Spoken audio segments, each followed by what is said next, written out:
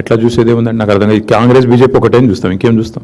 నేను అడుగుతున్న సింపుల్ ముచ్చట, ఇదే ఎన్డీఎస్ఏ ఎస్ఎల్బీసీ కుప్ప కూలి కాంగ్రెస్ అవినీతి వల్ల కుప్ప కూలితే 6 మంది చచ్చిపోతే ఎన్డీఎస్ఏ ఎక్కడ చచ్చింది? ఎందుకు రారు? ఇదే ఎన్డీఎస్ఏ వట్టెం పంప్ హౌస్ మొత్తం మునిగి బాహుబలి మోటార్లు కూడా మునిగిపోతే ఎక్కడ చచ్చింది అని అడుగుతున్నా. ఇదే ఎన్డీఎస్ఏ తెలంగాణలో చెక్ డ్యాములు పటాకులు వెళ్ళినట్టు పేలుతుంటే ఎక్కడ చచ్చింది? సుంకిశాలలో రిటైనింగ్ వాల్ కూలిపోయి దగ్గర 180 కోట్ల ప్రజాధనం వృధా అయితే ఎక్కడ చచ్చింది ఎన్డీఎస్ఏ? ఎక్కడ చచ్చింది ఎన్డీఏ? నేను అడుగుతా ఉన్నా. వాళ్ళంతా ఒకటే, ఇద్దరు దొంగలు, దొంగ చీకటి ఒకటైపోయినట్టు వాళ్ళ ఇద్దరు ఒకటైంది కాంగ్రెస్ బీజేపీ వాళ్ళు.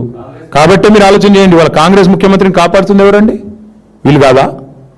ఎవరు కాపాడుతున్నారు కాంగ్రెస్ ముఖ్యమంత్రిని? ఇవాళ అమృత్ స్కీమ్లో రేవంత్ రెడ్డి గారి బామ్మర్దికి కేంద్ర ప్రభుత్వం టెండర్ ఇస్తుంది.